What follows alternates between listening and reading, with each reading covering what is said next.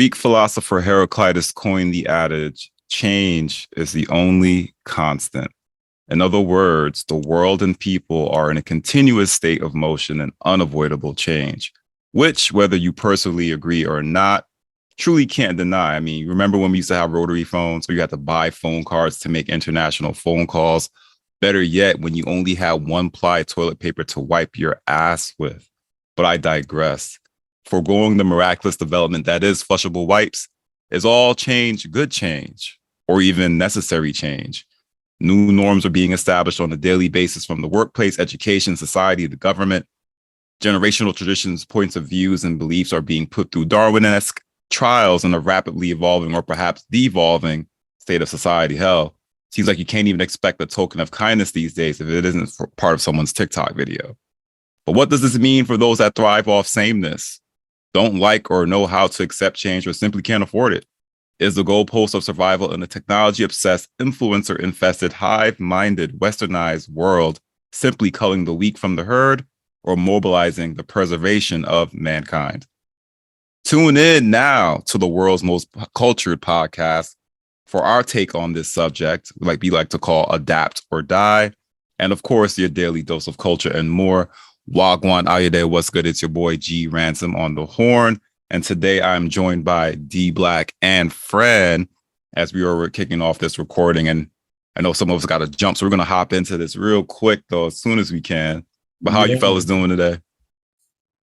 I'm chilling. And I am questioning those flushable wipes because they say flushable, but they don't really be flushable. Fucking up your toilet? Not from personal experience. So it'd be like, bloop, bloop, bloop, like, what is this? And be, get this out of me. Yeah, I'm good, man. I was in the sun today, and every time I go in the sun, I always remember I'm too black for all this. I don't need no more sun. My ass black as hell already. So, but it was a good day. Bro, I had to explain to someone the other day that black people can get sunburn, and they were like, "Is it true?" Nani? Like, yeah. I know, right? I mean, if you're in the sun too long, you can, in a way, get like your skin start hurting a little bit. Peeling. No, yeah, it peels, but you are just because you black don't mean you can't get sunburn. It just takes longer. Yeah, exactly. We have extra layers of protection, but and it's worse because you're like, oh yeah, I'm good. I can deal with this. And it just hurts. Chapping up. It's funny, people think I can't get any darker. I'm like, yo, I can get darker. There's still layers to this. Bro, you can get tan. Trust and believe. Man. Follow us at Jerk Off Collar Pod on IG for more podcast related info. And we're actually going to get into our segment we like to call CP time. And just in case you didn't know, that's just our way of saying we cover some of the hottest or most controversial takes in media news today, and let's give our 2 cents on it. And I wanted to start off with this one first because it's been all the rave. And if you haven't seen it yet, I would definitely say go out and, go to the theaters now. But the Little Mermaid movie, what is your take on this film? Now, I think right now it came out last Saturday, and as of this recording, that'll be some time ago, probably about another 2 weeks. But it started off day one about earning about $110 million in the box office, and it's somewhere upward to about $200 million. And despite all this money coming in, you look at the reviews and it's saying a completely different story. And now we all know one of the main changes to this film involves a black lead, Halle Bailey, duo or one half of the duo, Chloe and Haley, the songstresses, of Beyonce's label. Now, what do you guys think? Have you seen the film? Is it really that bad? Or do you think it's because clearly we have a black lead playing Ariel in this case that it's getting the shame that it's getting? I mean, to be honest, I haven't seen it, but I do plan. Hopefully I see it soon. But, it's always one thing I don't like is all the pushback that we see in the movie industry whenever a black person or a black lead actor take the lead role. I was like, yo, it doesn't even feel good. It doesn't feel good as a person, as an actor, but you have to have a thick skin to just overcome all of those challenges and even go show your face to work when there's all of this negative public, outcry just like, oh, you don't deserve to take this role, you don't deserve to be in this position. It doesn't actually give you the encouragement to go to work and be happy about the job you're doing. So I give all of the actors kudos because I know man, their mental strength has to be on the up and up, just able to withstand the negative pressure that they get on the daily, especially those that are in the public eye that are taking on those bigger roles, like that. And I can only imagine what they go through every day, so now they shout feel out like to one those of us, people. huh? Now they feel like a regular person, regular black person. What's up, D? Yo, I mean, my cousin made a very good point, but I'm gonna take a very different approach. Wu-Tang said it best: cash rules everything around me. Cream gets the money. Dollar bill, y'all. The Hollywood industry is driven by money. So if it's making money, I mean, you just quoted how much it's already making in the box office. It's only been out for like about a week. So I think the same thing happened for Ghostbusters when they went all female. They made crazy amount of money too. The people that love it will see it. The people that hate it will see it. Y'all gonna see it. And then ultimately, we're supposed to be a more diverse, inclusive society anyway. So if they can make money off of it at the same time, why not? So I mean, I think it's unnecessary hate, unnecessary frustration, but at the end of the day, it all brings notoriety to the movie. So everybody can go see it. Good Well, point. good point.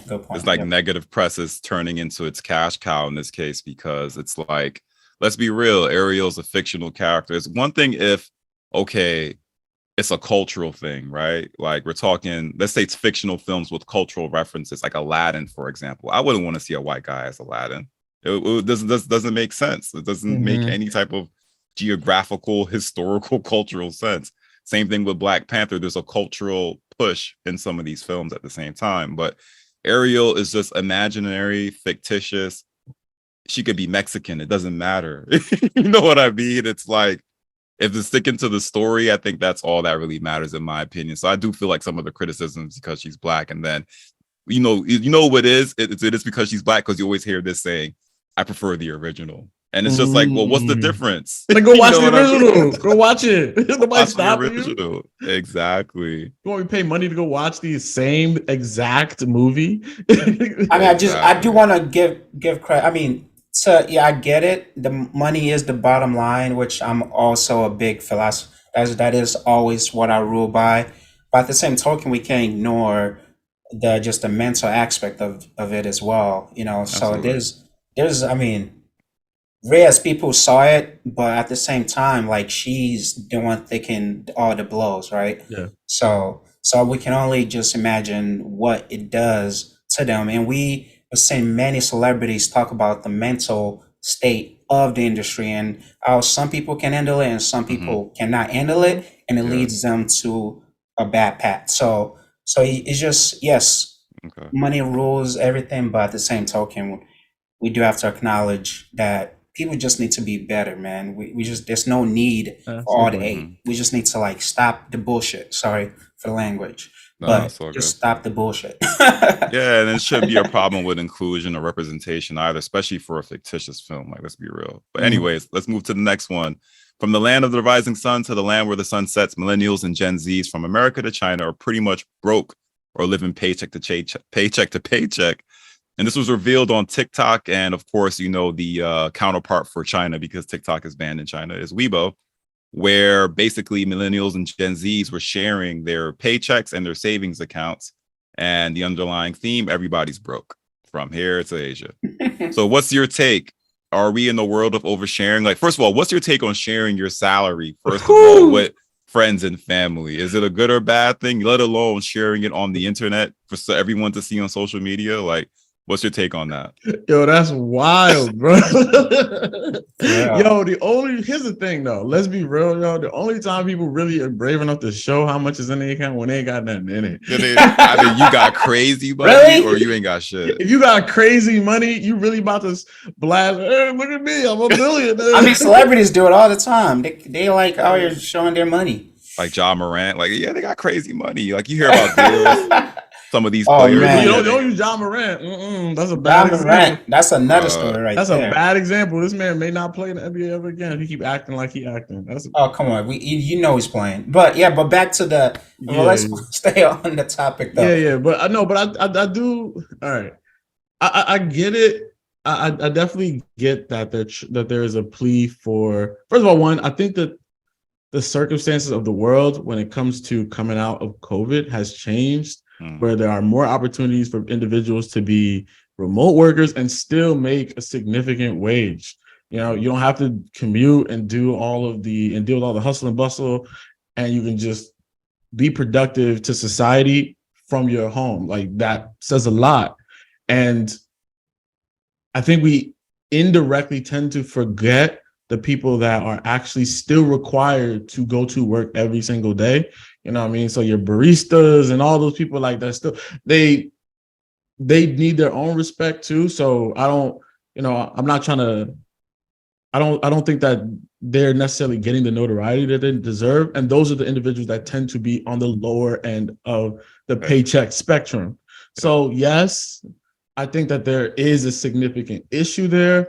Now, I don't know. I honestly am not the guy that's going to make the recommendation on how we go about resolving that issue, but I think that it is good that they are bringing attention to it. Hopefully these execs, and first of all, one, I think it's always been that way in the industry where the people at the top make the most money. The people that are at the bottom doing all the actual real grunt work, boots on the ground, are the ones that tend not to make the most money, or make any significant take-home contribution. You know what I mean? They don't have a significant take-home. So that's always been a wrong dynamic, but I think more now where groceries has gone up, gas has gone up. I mean, just regular everyday utilities requirements have gone up. So yeah, they need to be compensated better. I mean, with that in mind, though, is it ever okay to share your compensation or how much you make? Well, I mean, with knowing that as well, when you couple that all in, because not only are people on the lower end suffering, like you got some six-figure earners that are not able to make ends meet too, barely paying the mortgage, barely affording the groceries. I mean, I think there's a thing out there. I think it says over 50% of people making over like under K a year are living paycheck to paycheck. So this is a real thing. It's not like at the lower, even people in the middle class. But to be honest, though, I do think there's a time and place when you can share your income. To be honest, I actually just had a conversation with a colleague like this past week, and I did share, even though it was, and the reason what triggered the conversation was because you know, it's good for visibility purposes, because sometimes it's good to know what your counterparts are making based on for equity purposes. I mean, for race purposes, you know, because I had a buddy of mine who worked in the same company as I, who like whenever he was getting a promotion, he always sent me his offer sheet. Like whenever he sent me the offer sheet, sent me his actual new income, his new bonus rate, all of that. And the reason why he was doing that, not to peacock to me, it was for me to know like, okay, when is your turn? This is the range you should be looking for. Because at the end of the time, because right now I'm having a conversation thinking like, am I underpaid or overpaid in my position? And that's really what led to the conversation that I was having with a colleague. And for you to share is somebody you trust. And it's not because you're sharing it to boast, but it's really for equity, to make sure you are actually like want to see what other people should be making who are in my position. Am I in the under or above? And if you feel like you are under, it can lead to additional conversation with your HR department at work, have a conversation with your boss, all of that stuff. So there are action that can come out of sharing that information. So I wouldn't say you should do it and go share it in the public forum, but there are time and place that I would say is appropriate to share. And obviously it has to be with someone you trust. So, and there has to be a reason behind it. So, so that's what, at least that's in my case where I've shared it. It's really more for informational purposes, not for anything else. Let me ask you one thing real quick. It's lost. I know you don't want to be on this one too long, but if you found out, and let's be honest, because if we're going to have a conversation about money and whether we want to be transparent or not about money, Yep. If you have ever found out that, say, the rest of your team, hypothetical situation, the rest of your team is making significantly less than you. You have the same amount of experience, the same qualifications, the same skill set, doing the same work, but they're making significantly less than you. Will you take a pay reduction? Well, no, they have to do their work to get the bump. Why I have to get the pay reduction? And because I've sent the president. There's a reason for it. I mean, like, and that's what makes the conversation really tough. Because the person that I spoke to was not on my team. He's a manager who has some visibility. Because what triggered the conversation was I was talking to another colleague of mine. He was telling me what a principal level in IT, what the median should be, what a senior principal, what the median should be. And I was like, I was trying to calculate it with what I was making. Then it triggered some conversation internally, right? And actually talking about it, I was able to actually even spike some conversation with my boss and saying like, hey, just want to make sure, like, can you just do some, evaluation on the pay base for everyone, including myself, in my position to make sure we are getting in the right place. So those are the conversations that could come out of it. But to answer your question, cuz no, I'm not gonna be the one taking the pay cut. The people who are making the lower money should be the one to talk to the HR partners, say, hey, when I look at the landscape, not just within the team, but even within the organization, that my income is way below. And it is your manager and your job and your HR partner to ensure that they are paying you what you should be paying, what they should be paying you. So we can roughly say that, looking at the situation, it could potentially backfire, like it go in either direction, right? I mean, it can. Yeah. So I just know to this day, my mother will never know how much I make, bro. I'm sorry. Really? Damn. I mean, I share my income with my parents. I mean, even my siblings, for the most part, we all share, which at least within the nuclear of our family, we kind of keep it 1,000. So here's the thing, and then this is my last point on this, because I have a very unique position when it comes to this type of conversation. So a lot of organizations are trying to be, especially the larger organizations, they're trying to be more transparent. I'm pretty sure many people are familiar with the term pay band. Because people fall within different brackets based on skill set. And this is usually not evaluated based solely within your organization. It's based on outside of your organization, based on your industry, based on your environment, based on your geographics. All of these type of factors get factored in. You made one good point, and this is not a take a shot at you, cuz, but you made one good point, which will always be the butt of the conversation. Even if you said you want them to do an evaluation across the board, but if that evaluation showed you to be overpaid, you would not take a pay cut. The expectation is somehow the organization is supposed to ultimately overpay everyone else. And that is in nature. There's two parts. One, we as individuals, we do tend to naturally inflate our salaries. It is just a part of the beast. Now, of course, we lost. Somebody take a screenshot of that. You fell into the void. Yeah, that's we got it. Yeah, and because I got to respond to that comment that you're making, but keep going. Okay. We gotta move on from this one though. We gotta move. Okay. Yeah. All right, I'm almost finish. Yeah. All right. So we tend to do that inflation within ourselves, but that doesn't mean. But the managers, supervisors, etc., need to be prepared to have that conversation and not be afraid of having that conversation with their employees. That's one part.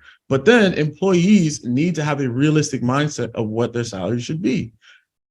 There is literally, I mean, I don't have the article in front of me. It was just an HR thing that I was actually reviewing, but the average salary is only good for 6 months. Even if you get a brand new salary today, you are expecting a raise within the next 6 months. That is the average employee. 6 months. Based on the inflation rate, like 2 to 5%. But the thing is, what company do though is because if I start in a company today and they start me at $10 an hour, But and a new employee starts, maybe let's say 6 months or a year from now, like I said during COVID when everyone's salary was going crazy. Yeah. So like I've like been working, let's say I've been working for, I get my base. The person who started like later and as they could be getting the same salary as I am. Why should the person who started, they're not going to adjust my salary based to increase it to match whatever maybe the new employee is making. Like that's where the gap comes in, right? Mhm. And that's why it's not a bad conversation to have, but at the Mhm. same token, it could lead to a deeper conversation. So you have to be mindful of that conversation. Obviously, All it's right. never, So in yeah. short, basically, D Black's not sharing his info. Fran is open to sharing his info. I'm not sharing my info, and we'll I'll leave it share at with that. old person I trust. I ain't sharing with nobody on yeah, You ain't know how much you making. motherfucker. I'm Ain't none of sorry, your we love y'all business. listeners, but y'all ain't knowing. Nah, I appreciate all those nuggets of info though, and trust you, Fran. You did touch on a good point as far as people in the workplace actually sharing their salaries. Usually, that was like a taboo thing. Like Mhm. your coworker would never know how much you make because you didn't want to find out you made less or made more, and kind of raise that sticky situation. But this is a good way how times have changed today, and kind of hits on the topic of adapt or die. So let's get on this last one of CP so we can actually jump into discussion. And, D Black, you got to hop off in a second. And we're going to touch on John Morant since we already brought his name up. John Morant, the identity crisis. That's what I like to call it. The Pro Bowler that wishes he was a gangster, question mark. Things aren't looking so great for the multi-million-dollar player in a series of suspensions following the reveal of him brandishing a weapon in music videos, nonetheless to say. And actually, if you want to link to the other topic that we were discussing regarding salaries, you can check that out on Business Insider. But let's hop on John Morant for the lesson of the week or the lesson for the episode.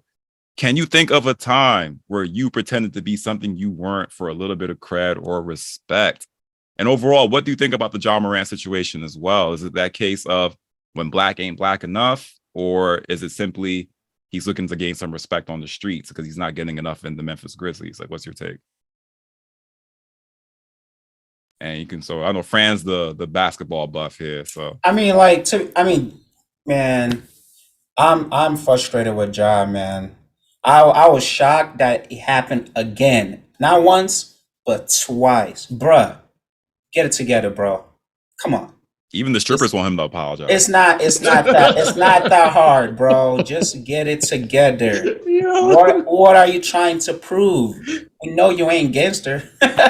Even the strippers want him to strippers- We say know sorry. you rich. Nah, you wildin'. We know you got wildin', girls. Why are you doing all of that? Stop the cap. Waving that pew pew in the strip Stop club. the cap. So what I'm gonna say though, like it's funny when you said have I ever done anything? When I was in high school though, I ain't gonna lie, I was doing the little handshake, man. I was doing one of these. I was not in the Yeah. I ain't gang banging, but all the I was I guess what do you call it when you just in the circle when they just bless you in or whatever. False claiming. So yeah, I guess that was We've all been my way of, affiliated Crip members, honorary I was Crips. yeah, I was gripping hard with the handshake. Yeah. Cameo Crippin. Yeah. Yo, yo. That was Crip about it walking. though. That's wild. But but For the us, funny too. part is it was I always try to like it's always good to have positive influence around though because although I had a bunch of people around me that were interested in different things, but I've always stayed true to who I am, like my core value. I never really deviated from that. So I'm sure there was a lot of people that I was able to influence because I was around them and they saw some positive things that I was doing. I wasn't, involved with all this negative things some of them may be doing. So yeah, but I did do that. That's my story.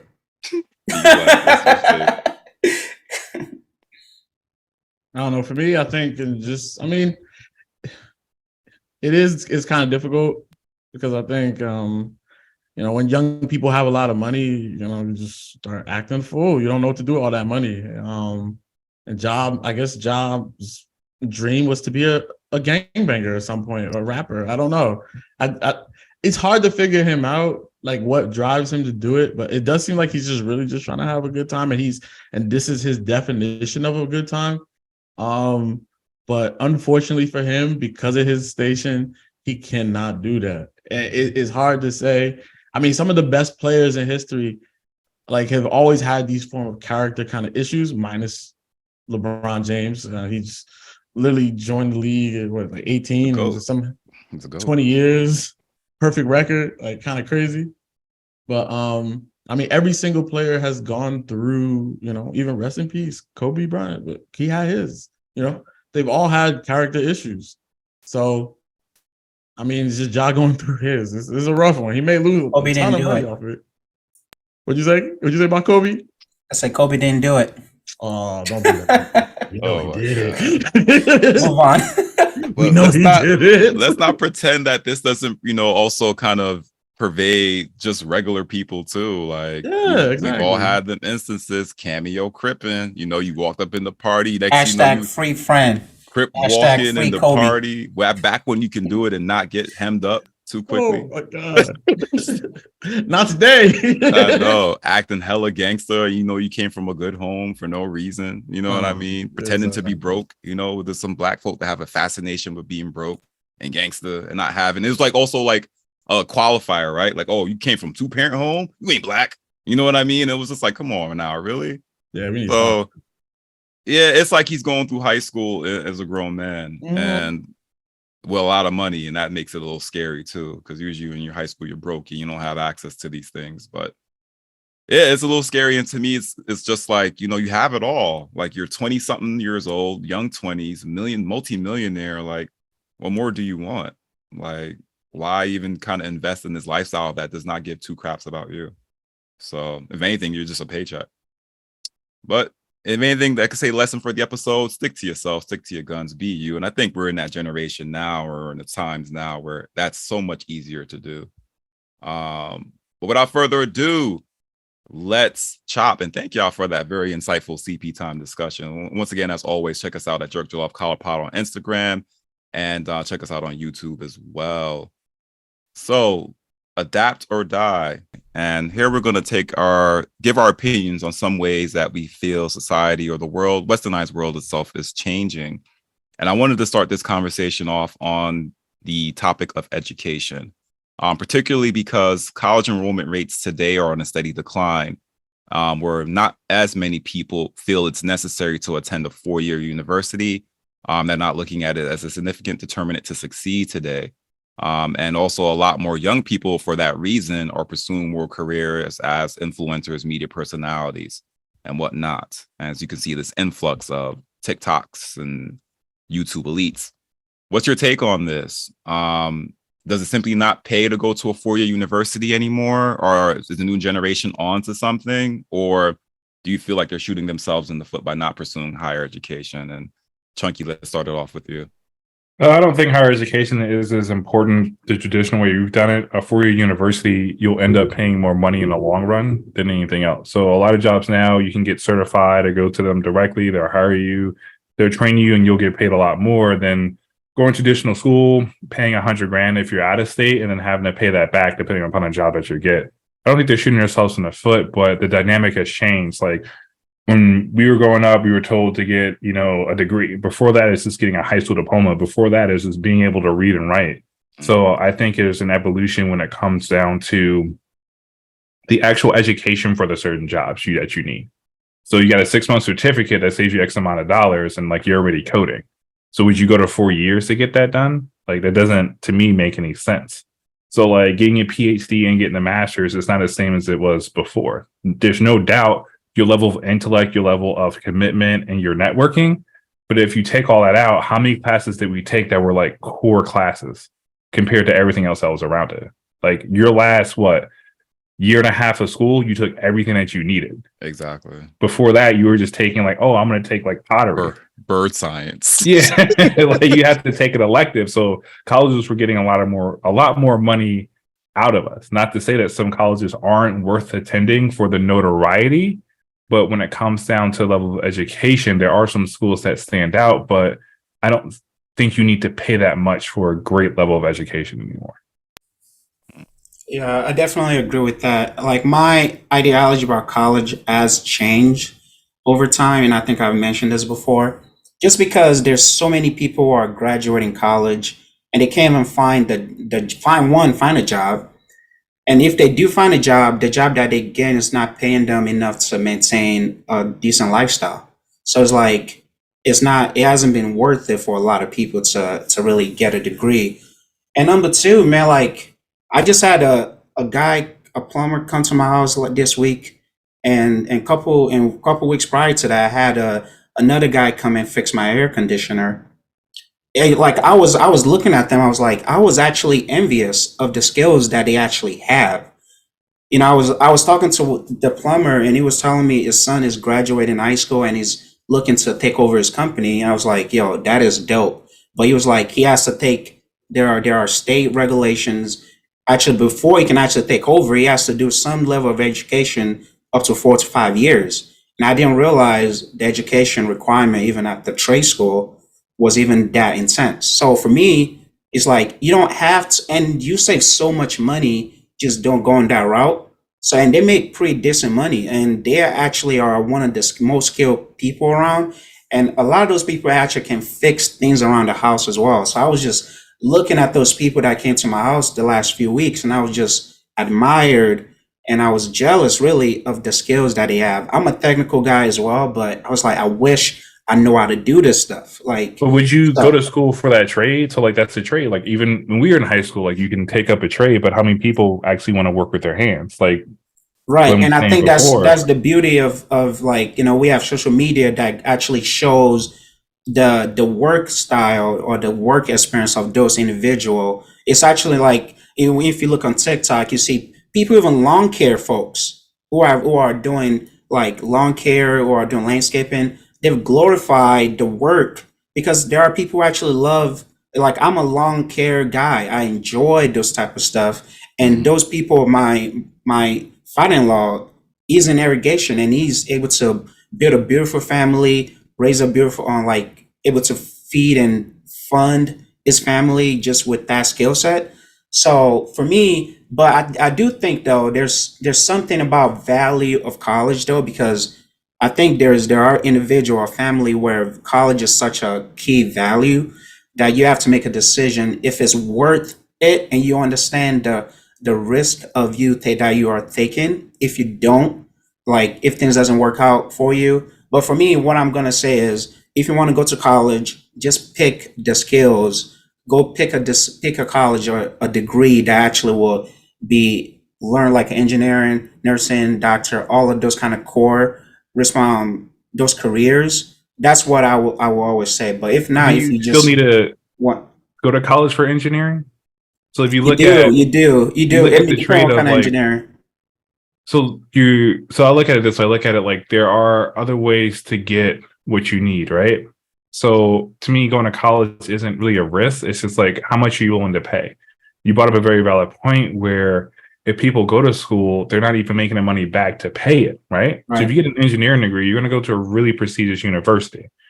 You don't have to. You go to a state college. But is it worth as much as going to a prestigious university? Like, talk about notoriety, right? So if I can get an engineering degree going to like the University of Phoenix, right? It's still engineering, right? And I'm saving a lot of money.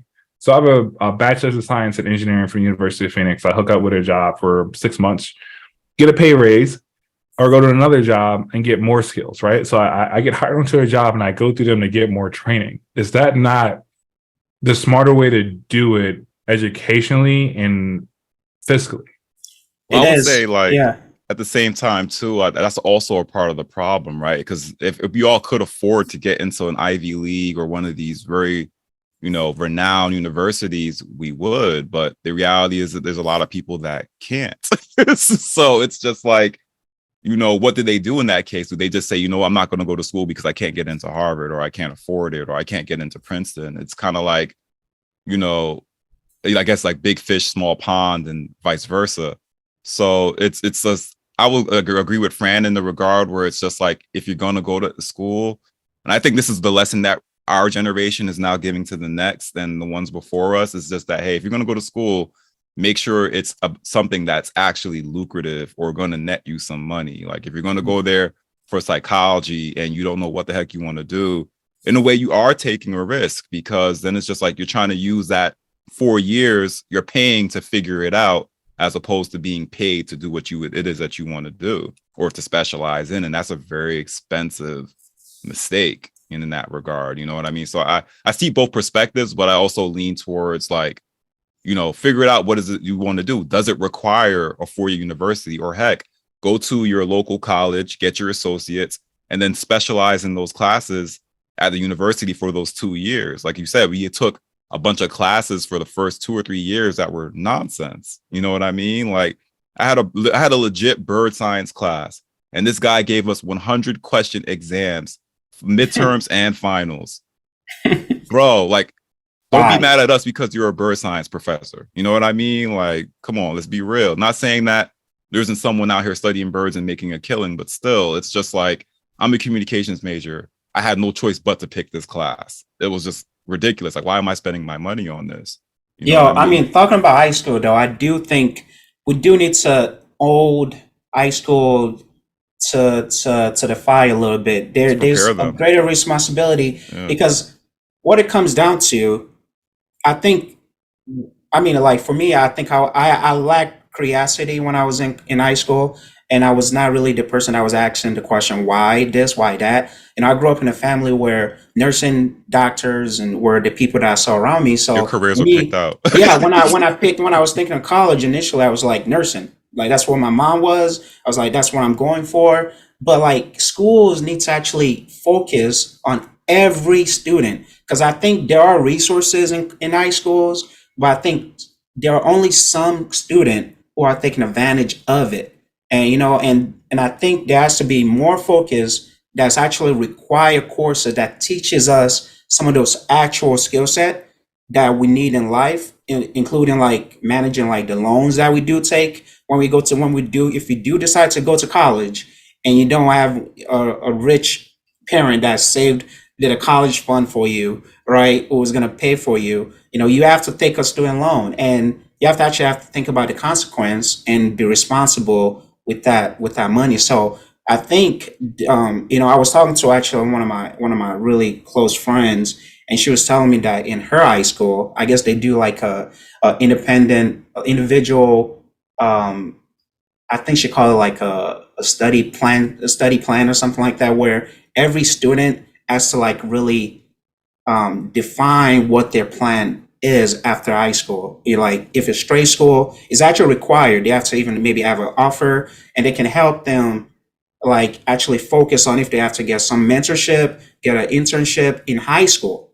You know, like I didn't get that opportunity when I was in high school. The opportunity wasn't afforded through the resources, or you weren't curious enough to find out about the opportunity?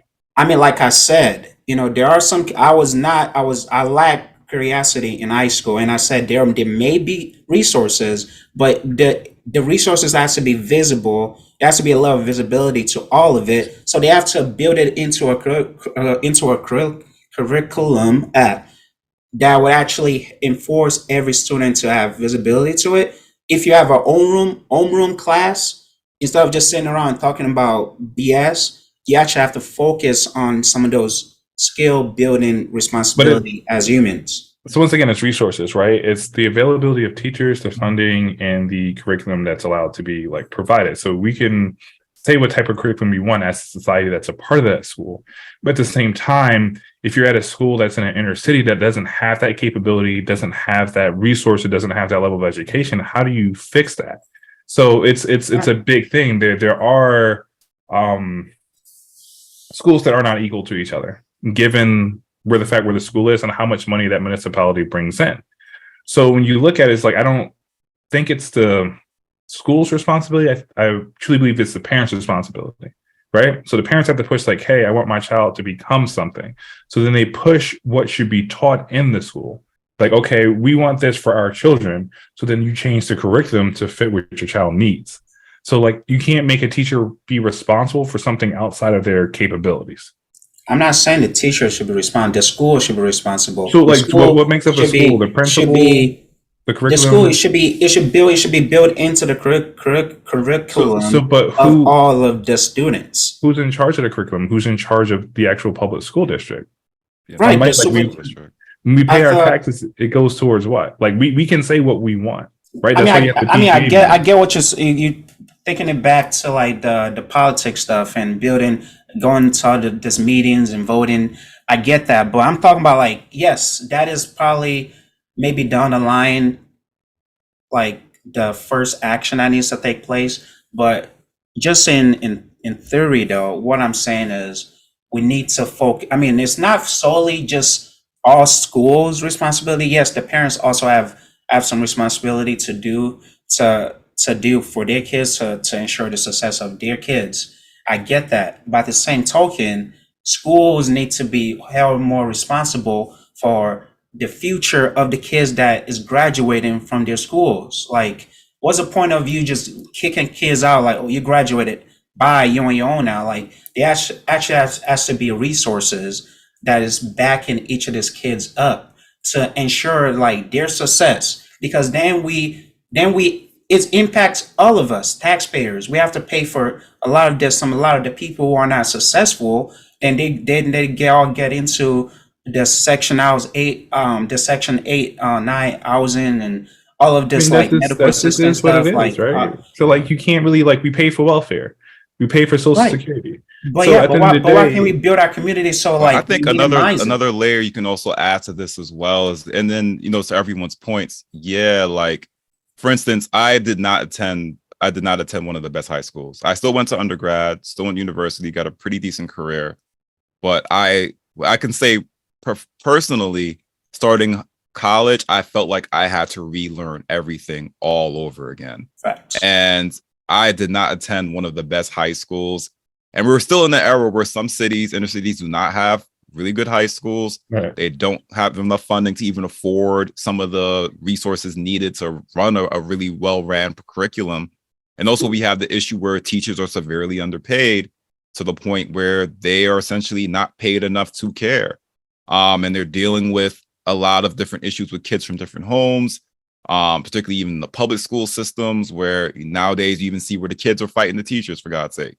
So it's just like, I can say for sure, though, if it wasn't for one of my guidance counselors in high school that really pushed for me to, make sure I got my applications filled out on time in junior year, I'm seeing kids right now in senior year, not one application filled out. You know what I mean? And it's just like, I feel like on part, is this because of a money thing? I'm not paid enough to care, essentially, or I'm not making enough to make this extra effort or make this extra push. And it's kind of relaying into that. So to me, it's a little concerned when you see that the enrollment rates are dropping, even though I do agree apprenticeships are great.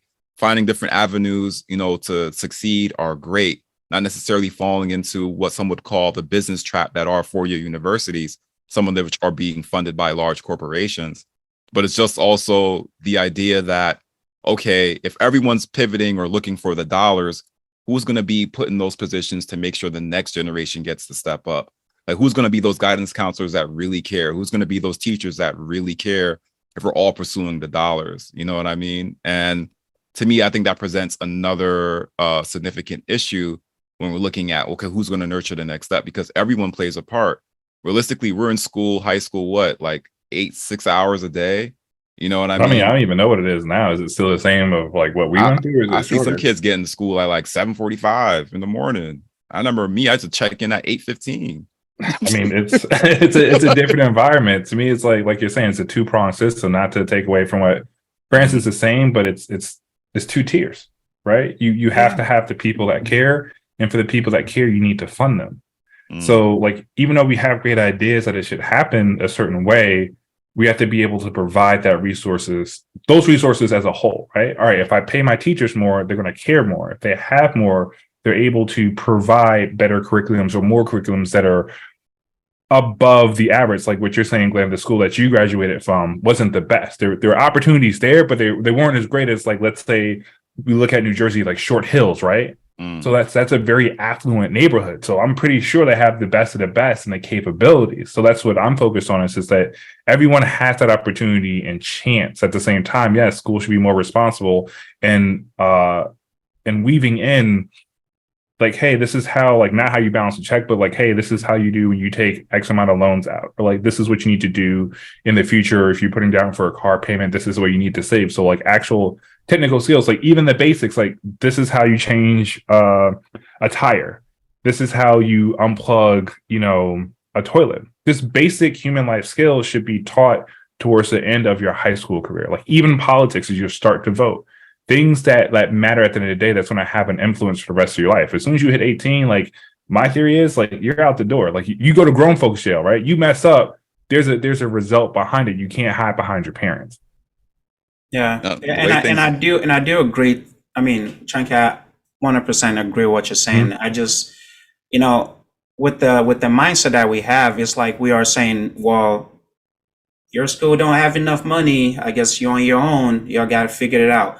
So like, that's the mindset. And I'm like, fuck that. No, let's figure it out. Like if the state there needs to be more funding at the state level, more funding at the federal level. We need to figure something out. You're already taking so much money out of my account anyway, like my paycheck, figure it out, apply it to the place actually matters.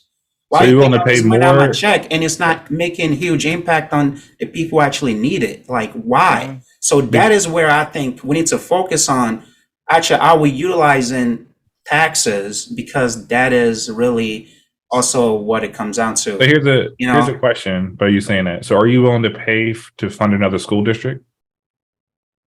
I mean, I'm taking money. They're taking money from the federal, from the check, right? Where's all the federal? So that goes into a whole bunch of different pots, right? That goes into a whole bunch of different agencies. I know. I'm saying they needs to go to another pot. So like, all right, let's focus on this. No. So the question, like for friends, Bobby, we gotta move. We're running out of time. Like I get it though, great points, but now it's pivoting to a whole nother subject when we're trying to talk about enrollment rates dropping because people are looking at other avenues, and we get it. Like this is all great info, but we were about 20 minutes left, and I want to. Let's move on to the next topic. So. Let's talk about, in particular, we're already talking about the lower level people getting paid and basic life skills. I mean, let's be real, as we see it today, life skills today probably won't be the life skills of tomorrow. As you can see it, cars will probably be changing their own tires. There'll be electric, they'll be getting charged. We won't need to know how to pump gas anymore. It's a whole nother generation. So I wanted to ask this question. With automation on the rise and being integrated into everyday life, I mean, we see it at our grocery stores now. You can self-checkout, food delivery to banks. I mean, what is your take on this ever-changing landscape? Is it long overdue, or are we looking at potentially the end of times? And Chunky, you can start on this one. So that goes back to education, right? So instead of going to school for a particular trade, you're going to school to learn how to manage automation. So I don't think anything is dying. I think there's an evolution, right? We can't have the same jobs as we had in the past because it's cleaner to make it automated, right? It's less manpower, less people to pay. So let's say arbitrary numbers, I invest $1 million in pretty much a self-checkout line. The whole entire store is self-checkout. I think like one of the Amazon stores, right? Forgot what it is. Like you can go in and like shop and then walk out and it scans everything for you and you pay as you walk out the door. That's just a better way of doing business. That's just more convenient. So is it a better deal to get traditional jobs, or is it a better deal to say like, hey, like what's the future looking like? Should I start investing in, cleaner energy companies that will do well on their own, in a sense, like you said, like, hey, if I get a flat tire on the side of the road, I don't have to call AAA anymore. I can press a button, a robot comes out, changes my tire, and drives off. So is that a loss, or is it really a gain? To me, it's a gain of like, okay, where should I put my money? I'm going to invest in this company that's like, automated AAA. So I honestly think there isn't an issue with it. Yeah, I hear what you're saying, but let's look at this scenario. Let's say I'm 40 plus. I work at ShopRite as a cashier. What are the chances of me now going to school to pursue engineering to fix, Teslas or something along those lines? You know what I mean? So it's like, we're looking at a demographic of people that may not have the funds or the means, or maybe even I'm not going to say they're not intelligent enough, but it's just like you can see where it can be very challenging for someone that's maybe 40, 50. Like I've seen a lot of people, elderly people re-entering the workforce in like small roles like cashiers, baggers, things like that. And like I guess realistically, what are the chances that they can get into these areas? Granted, if their job were to go away, they got to transition, right? So like some jobs now, like I think Starbucks offers like education for you to like promote within the company. So there are jobs that offer paying for your college to become smarter to do another job. Do those people take advantage of that? It sucks to say, like if you're 40 and you can't adapt to what's going on, then that's a challenge that you have to work through as an individual, because the world's not going to stop spinning. It's not going to stop evolving. Fran, what's your take? Yeah, no, I'm with Chunky, man. I think change is constant, and we know it's gonna happen. So for me, I know like to your point, companies are investing into their employees to adapt to the change that's happening, and at the same token, we all have to just be willing to embrace the change that comes with that, because there are a lot of good, and obviously there are some scary things. We've all watched the news and we've seen a lot of the narrative out there about AI. But I mean, for me, I've adapted AI. I'm in technology, so obviously, I love any ways to automate processes and, remove, save cost. For example, if you want to, instead of having people do all this testing when you develop your codes, and you have an automated tool just go in and clean it up for you and give you all your defects, like that's great. One is positive for the bottom line of the company. You're saving money, and actually like you get work done faster. So yeah, I mean, and talking about Chat GPT, I've adopted it fully. I use it every day for work. When I'm sending, like I've updated my resume with it. I've updated my cover letter with it. If I want to send a letter to like an email to even like my superior, after I write it, I throw it in chat, like review it for me or rephrase it or whatever. Like it's excellent. Like I've fully utilized it in my day-to-day basis, and I love it. So I mean, I'm fully ingrained into the change that's happening.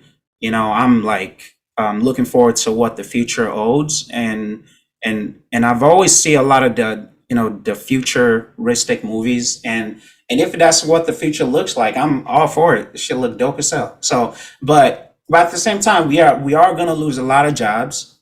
At the same time, there are a lot of new jobs will be created. So we have to be mindful of that. Yes, some jobs might go away, but at the same token, a lot of jobs are going to be created. The human element will never go away. There's still going to be a need for human element in a lot of places. The AI tools, will still need some. I mean, eventually, at the early stage, there's still going to be it's a collaboration between human and AI. So our space is not changing dramatically, but I think over time it is going to change, and we have to just be willing to learn where we can fill gaps and learn the skills that's needed so you survive. So it's a survival of the fittest. So make sure you don't get lost in the sauce. So. So it sounds like the onus is forever going to be onto the people to really make sure they're in a position, which I agree to an extent. But also, if I'm an owner of a company and I know that I'm going to be implementing some software that's going to make, my business run more efficiently at the cost of potentially laying some people off, I feel like I should also be looking at, as the business owner, okay, what's the potential impact going to be to my staff, the people that have gotten my business to the point where I can now actually invest in software to make it run more efficiently. Mm-hmm. And not that, like you mentioned before, the grunt work came before the progress. So it's just like before automated checkout was a thing, people still had to pack your bags and do all that and help your business run at the end of the day and come in, rain, sleet, or snow and whatnot. So, to me, it's just having that mindset. And maybe I'm just too optimistic or too hopeful, but It's just like, preparing those people for that transition, saying, okay, what can I do to prepare my staff for this transition? Because realistically, to me, it's only efficient until it takes my job. You know what I mean? And the way I look at it, it's only a matter of time to where, you have AI that's curating cover letters and resumes and making songs and writing scripts. And these are all things that we thought AI wasn't possible to do. So how long until it potentially takes one of ours? And are we going to be in that position to where we can just say, yeah, I can easily pivot and transition to something else? And it really comes down to the mindset. We have to be willing. We have to know that change is coming. And for people who are lucky enough to be in companies that are investing into their skill set to build them to be ready for the change, you're great, lucky. But if you're not, then you have to like just be self-aware of the possibility. You have to self-taught yourself. You know, with the good thing is we have resources. We were talking about resources earlier. YouTube is a great tool. There are a lot of training. And, you know, at the same token, I get it. At an old age and your position get eliminated, and what do you have to do? And I think for a company with great, like I would say, like a mission and core value, they have to look out for those people as well. I think ideally that's what they should do. But, you know, companies at the end of the day only look out for themselves, you know, so. And so it's really on us to just kind of look out for ourselves at the end of the day. Well, retirement, man. That's what I can retire. Say. Just retire. Like it sounds harsh, but it's just like it's good to have that continuity. It's good to have that legacy. But we all know you keep someone in a certain job for 40, 50 years, that's where their mindset is, right? There's some information you can give to me that it's helpful. But at the end of the day, you're operating on outdated software. So if you know you're going to get replaced, like, is it up to the company to say, like, hey, we're going to transition to this? You got two options. Either you can leave or you can learn these other skills so you can stay here. That's just business. It has something to do with people. Essentially, it's like, hey, thanks for getting me to this spot. If they decide to give her severance packets, that's on them. But then the day, like you said too, Fran, like you got to evolve. And that's just the honesty of reality. We're not working on Windows 98 anymore. We're not on a green screen anymore, right? We're not even on a typewriter anymore. Everything's evolving. But if you want to stay during that typewriter era, you can't complain that you got left behind. You have to adapt in today's society. Some take-home bits there for people to really consider in that case. And I guess on that subject, when we say essentially learning and developing, that requires us to essentially, in a way, reinvent or recreate ourselves, right? So if you ever read the book 48 Laws of Power, I believe it's like law 26 or so, 28, where it talks about transformation and essentially being able to kind of adapt with your times, but also looking at it as the key to success or acquiring power. What is your thoughts on the idea of transforming oneself, basically recreating yourself something anew, where that could be developing a new skill, a new persona, a personality, maybe even changing your habits, all of this fulfilling this persona of who it is you want to be to essentially get to where you want to be in life. Do you think it's a good idea to reinvent, or is it a bad idea to reinvent? And I'll drop some examples. Particularly, we see this a lot more common in the entertainment industry, but let's bring it down to a real world perspective, because we're all not entertainers out here, and at least not being paid to entertain. So, I mean, what's your take, Fran? You can go first on this one. What's your take on transforming oneself or recreating oneself? Yeah, I mean, I think it's important to invest in yourself, reinvest in yourself, and if needed, if you might need to rebrand yourself. So like, and when talking about celebrities, you know, I think there's a reason that some of them have to go through and rebrand themselves, and because we don't really have the visibility to the pressure that's coming from whatever angle. So like there are times when you do need to rebrand and readjust what people know you as. For example, if people know you as you are lazy, you don't get your work done on time, and you realize, okay, this is what my persona is, this is what my personal brand is, you do need to like, okay, I need to change this if that is important to you. And how can you go about changing that? So your image of yourself outside is different, right? So, and as far as investing in yourself, oh man, you got to do it daily, man. Like if your company is not doing it, you have to take ownership of your own self growth. If it's buying your own certification, we're talking about certification earlier, education, if you have to go back to school, just if you let's say you went for a 4-year degree or 2-year associate degree, and your career is not paying out the way you envision it, and you realize, okay, I need to maybe go for my MBA or go get my master's or whatever, that is like an investment I think you should make if you are not in the path that you are happy with. So sometimes you just gotta do what you gotta do, and you just gotta just take full ownership of it and just see what happens. I mean, I believe, I've said it several times in this episode, evolution.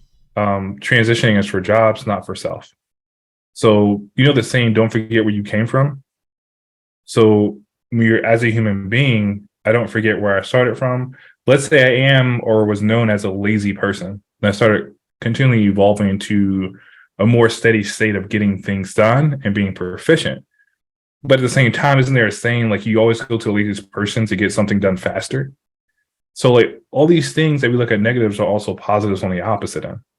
So as a human being, I agree with Fran, I agree with what's being said, invest in yourself. But that's the evolution of who you are. You take what you've known in the past, you apply it to the new knowledge that you gain, you become a better person. So that's my understanding of transitioning into something versus evolving oneself. You're still who you are at the core, you become greater. Transition means you become a different person, leaving what you were behind. So a couple things heard was the idea of evolution and pretty much adjusting to the times and whatnot. And we use the innocent example of being a lazy guy and then suddenly becoming the most productive guy on earth.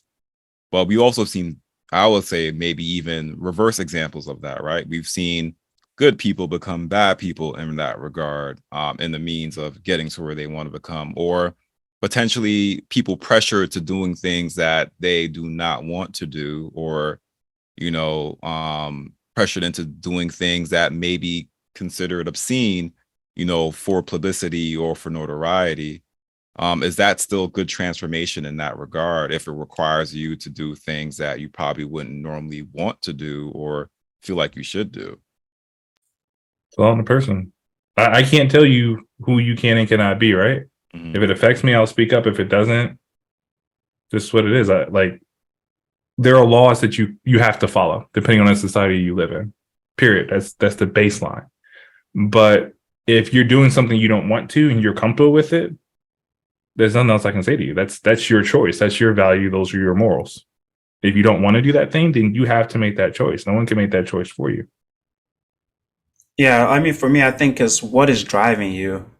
So what's the purpose? What's the engine that's pushing you, that's making you get up every day? So that, if you can really determine that, then it doesn't really matter, right? If money is the bottom line, and if you have to change and rebrand yourself to be this person that maybe the community love or they see as positive, to become this person that maybe in the society is looked at as a negative. But if you are happy with the outcome, and if you get the result that you envision, then it's who am I to judge you, right? So it's your life. You are a free moral agent. You can make a decision for yourself. And at the same token, man, it's just sometimes people change because they can't handle this. Life is full of pressure, right? We are all dealing with so many different things. Can attack from different angles, and sometimes we just can't handle it. And some people break down under the pressure. And I think sometimes we just need to give those people grace. So until they figure it out, I know we were talking about John Morant earlier, he's going through a lot and he needs to figure it out, right? So, and he was beloved in the community at one point. Now people think he's trying to be a gangster, right? So, but yeah, at the same token, we have to be willing to forgive people when they figured it out and okay, I was in a wrong path and here I am, and I figured it out. So yeah, so for me, it's really kind of really what matters. So I would just kind of leave it at that. I hear you. And I just put my 2 cents in there as well before I move to the next thing. I would just say imagery is important. So essentially understand if you're going to transform into something, the imagery you present could be what sticks with you for the rest of your time. And even if you do try to change from that person into something else, people are always going to stick with what they remember the most, or probably what's been the most compelling. So particularly you see this a lot, and the most it's ever been talked about is particularly like the entertainment industry. Like, use the example of like Janelle Monáe, for instance. You know, when she came out, she was wearing 2-piece suits for all we knew. Could not even see a side cleavage, not even an ankle, let alone a forearm. And now it's like she's out here fully naked on the gram, showing. Yo, she look good though. She does look Come good. on. But she got the goodies. Let her show it off. I don't know, man. It's just to me, it's just kind of giving the image that if I want to make it out here, and we see it a lot, in particular with some of our Black female artists, especially, where they're just out here completely booty butt naked. But that's in general, like it goes with the saying, sex sells. So if like what Fran said about your morals, right? So what gets you moving in the morning? Only you can make that determination. Someone's going to judge you for something that you do. Like, I got to show my titties today. She might be happier now than she was before. Maybe she didn't actually like what she was before. She said she I'm just saying, like, there are people in this world who didn't have to like her talent or something, flash anything. Like, let's take Oprah for example. She had to flash anything. She didn't have to get half naked. She's one of the most successful women in this world, right? And it is what drove her. People probably had comments. So she made the decision based off what she wanted to do. Michelle Obama, very intellectual woman, very well liked, very well received and understood. And she was just herself. So it depends on what you want to sell based off of what you want and how quick you want it. And once again, that's your moral dilemma to deal with. That's an interesting take. I mean, I would just say, who is essentially going to be the ones to change it, right? Like, if it's a matter of adapting, and if they're doing things they feel like they shouldn't do, whether or not they decide that it's something that they want to do, or they need to do it because of the pressure of survival or the pressure of staying relevant today, are we going to get back to it? Are we basically saying, hey, if my kid wanted to be an artist, I'm going to be like, yo, guess what? If you want to sing, get ready to show that ass and titties, because that's what you're going to have to do. You know what I mean? But like I said, there are other artists out here that are very respectable that didn't have to do any of that. Like whom? Like who? Like who? like who? Like, all of them today are doing it. All the like top artists. Are they like doing so? Like, it? so you see, like, I'm pretty confident there are other genres of music that we don't pay attention to, that there are people that are really successful that don't have to shake their ass, right? Non-black, we're focused non-black on, artists. I don't know. Be a black country singer. I don't know. I mean, wasn't that dude from Hootie and the Blowfish? Hootie and the Blow. There's another black country, right? So it's too, just like it depends on how fast you want the attention, right? Yeah, I do agree pressure. though. I mean, at the end of the day, sometimes you do have to, like we were talking about, what do you have to do? We were joking about me doing my little handshakes. If you have to, like, sometimes you got to do what you got to do to fit in sometimes. But at the end of the day, though, you have to know what I think on the last episode, right, we were talking about, like, knowing what your threshold is, your base. What is your moral base? Like, if you are willing to, like, actually go over that and you are okay with that, then that's fine. Like, define that, right? So after you define that, and sometimes if you have to tip a toe in there and run back under, but show a titty or two. I mean, that's like I said. All I'm saying, if I have a daughter and she's going in the industry, obviously I'm going to encourage her to do what she loves, which is sing. The extra stuff that comes with it, obviously she's going to make a decision for herself.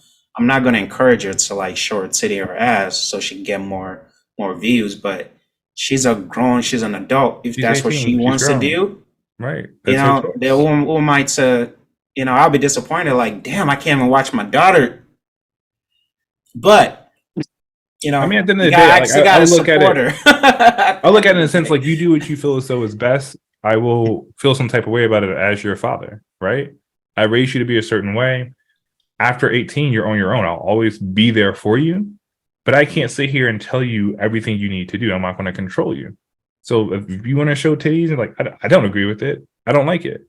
But that's the community you want to be in, right? That's what's making you successful. That's what you're comfortable in, right?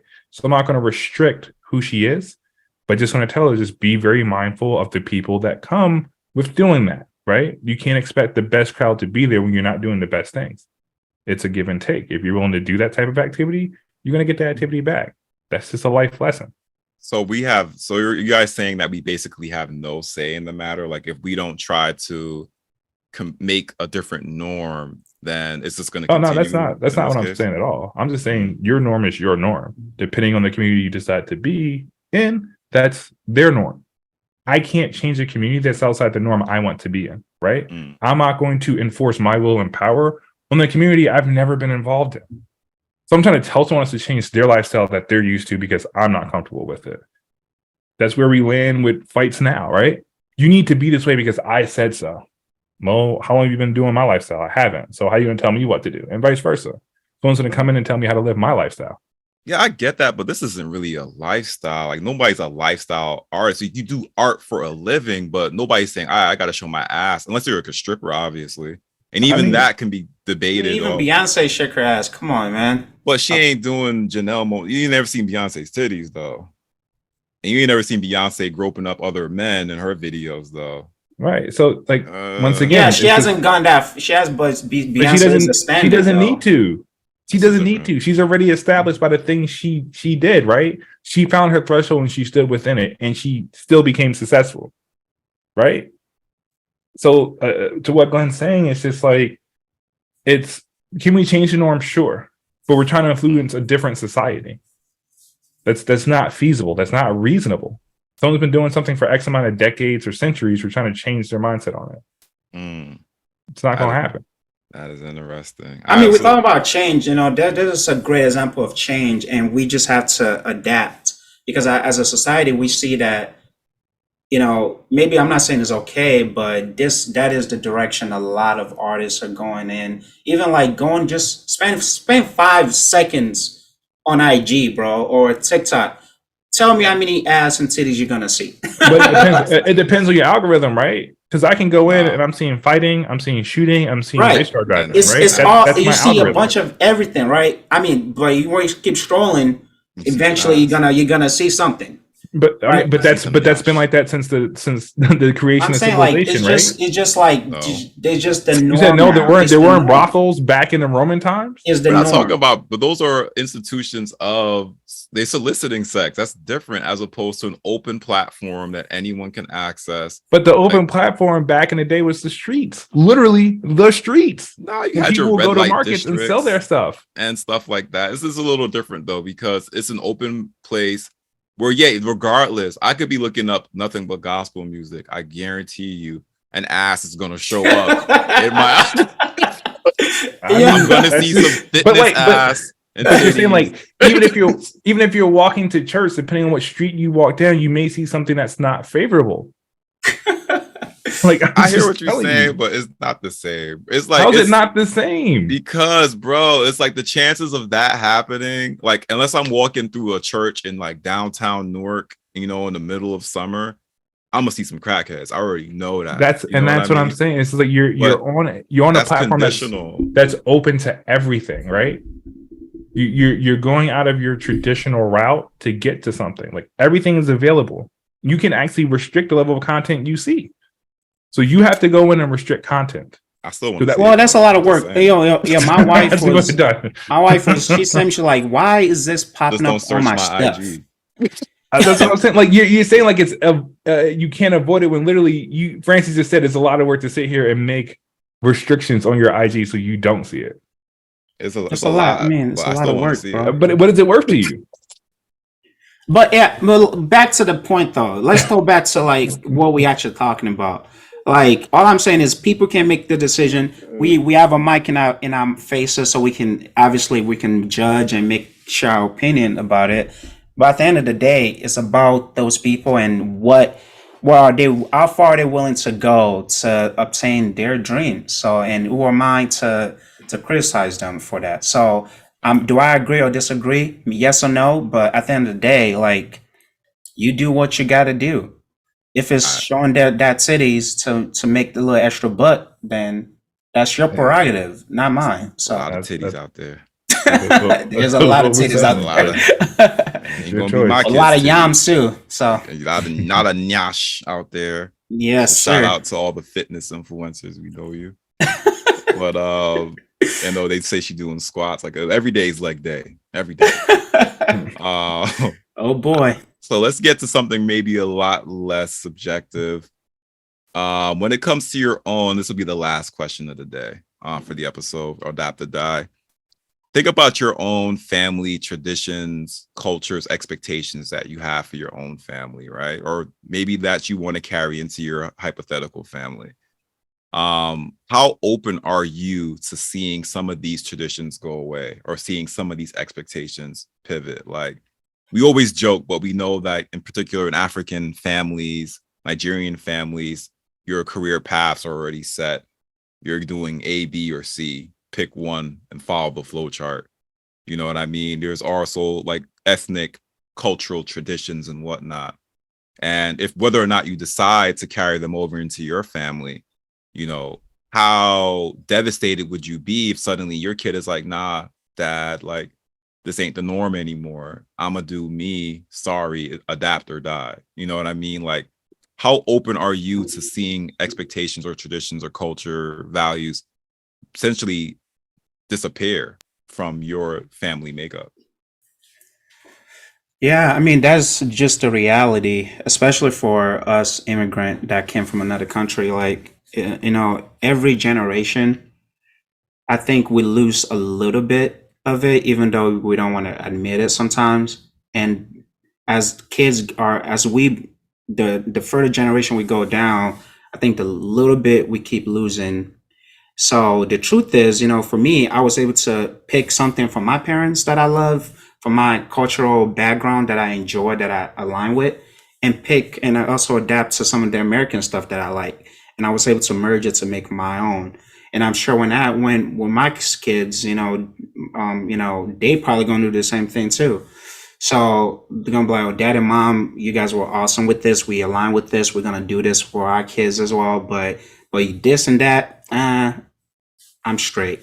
So they're gonna build their own family based on, and hopefully, I mean, at least for me, the core value that I want my kids to like really learn is know where they're from. Like the family value is really in God. So as long as the family values is still intact, we ride together, we die together, and where you're from, your roots is still back to Nigeria.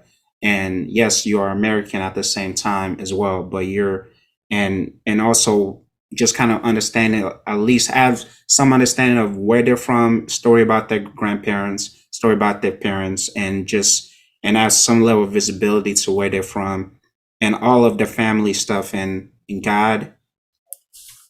Anything else after that is like, it's up to them to kind of choose and pick what they want. Chunks, any last thoughts? I mean, I'm already Americanized, so those are the values that are there. Like, do I know my true family history? No, there's a lot of digging to do that. Do I know where my grandmother came from? Yeah, she came from Marion, South Carolina. Do I know who her father was? Yeah, he was an Irishman. Do I know who he married? Yeah, he married an Indian, like literally a Native American woman. So if my daughter grows up to be something different, like, hey, like there are some values we rock with and some values that we don't, that's cool. But here's the pass down of all the family information that's stored in this keepsake, right?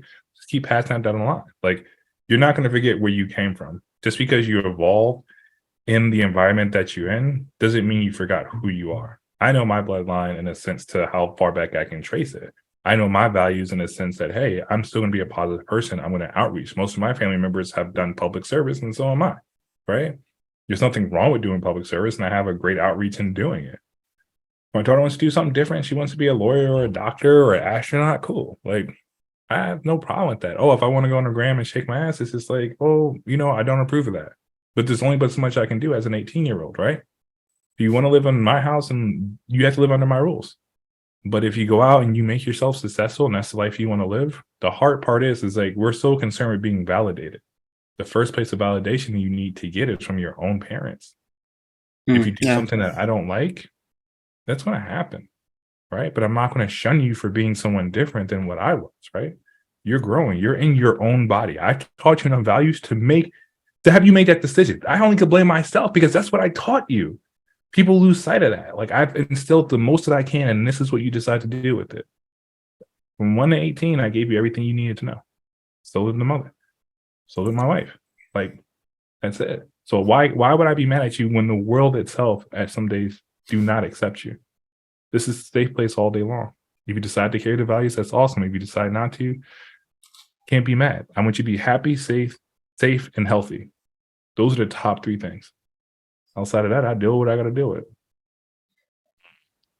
Yeah, I do want to say education is important to me too, though. Like, I want my kids, even though I was talking about earlier, how I feel like education is a little bit maybe overrated a little bit, but I think some level of education is important, though. Like, if it's trade school or whatnot, they don't have to be a nurse, they don't have to be a doctor, they don't have to be an engineer, based on the pressure that comes from the Nigerian household.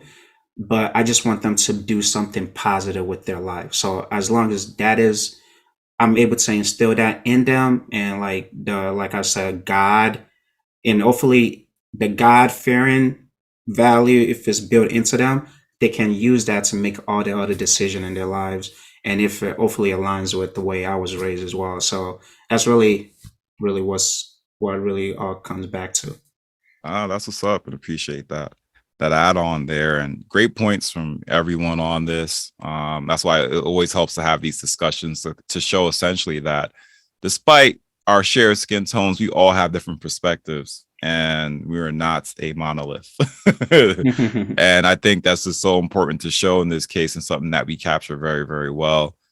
For me personally, like, I do embrace the importance of history. And, one thing that we've seen basically transcend time is the importance of ownership and education. And particularly, those are some of the things I would like to stress to my future family. Education, in the sense, doesn't necessarily have to be a 4-year university. Whatever it's going to cost, however millions amounts of dollars, university will probably cost 10, 20 years from now. To me, is just basically finding out what it is exactly is that you want to do. Make sure you're very, very, very good at it, and finding the most reasonable way of doing it. Like, I think life is all about essentially going through a period of transformations where you're learning something new every time, or learning as much as you can, because if you aren't moving, you're essentially dying. So the world is constantly moving. We have to move with it, but that doesn't mean you have to get lost in it either. Like, retain who you are in order to know where your destiny is going, and essentially hold on to what is important to you, so you can actually use that over a period of time, and don't bend for the dollar. Those are the things that I would stress, because trust me, there's always going to be a way to make a dollar somewhere out there that doesn't require you to show your ass and titties. That was been stressed out there a lot. So apart from that, though, great discussion, gentlemen. For more content or to learn more about the podcast, feel free to check us out at Jerk Jollof Collar Pod on Instagram. Stay tuned for the outro to learn additional ways to reach us and send us your feedback. As always, like, share, follow, subscribe. And if you're feeling nifty, leave us a review on your preferred streaming platform of choice. We need those reviews. They'll come in handy. Let us know how we're doing, and know what we need to change, or know what we need to improve on or keep doing. Other than that, stay blessed, stay well, stay safe. We'll look to capture y'all on the next episode. It's going to be a doozy. No, not in my house. It's going to get real.